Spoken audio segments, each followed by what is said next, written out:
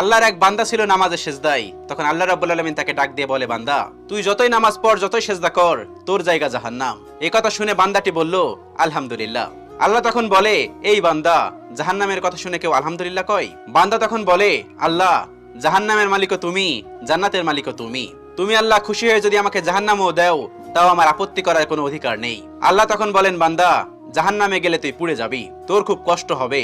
বান্দা তখন বলতেছে, আল্লাহ, কষ্ট শুধু আমার হবে না, তোমারও হবে। আল্লাহ তখন বলতেছে, বান্দা, তুই পুড়বি জাহান্নামের আগুনে, আমার কষ্ট হবে কেন? বান্দা তখন বলে, আল্লাহ, কোনো মায়ের কোল থেকে যদি কোনো বাচ্চা পানিতে পড়ে যায়, তাহলে কোনো মাই দূরে দাঁড়িয়ে থাকতে পারে না, দৌড়ে গিয়ে বাচ্চাকে কোলে নেয়। আমার বিশ্বাস ওই মায়ের চেয়ে কোটি কোটি গুণ দয়া তোমার বেশি। আমাকে জাহান্নাম দিলে তুমিও আল্লাহ শান্তি পাবে না। আল্লাহ তখন বলে, বান্দা, এই দলিল তুই কই পাইলি? বান্দা তখন বলে, আল্লাহ, আমাদের জাতির পিতা ইব্রাহিম আলাইহিস সালাম তোমার প্রেম মুখে নিয়ে যখন নমরুদের আগুনে পড়ে গেল, তার আগেই তুমি বলে দিলে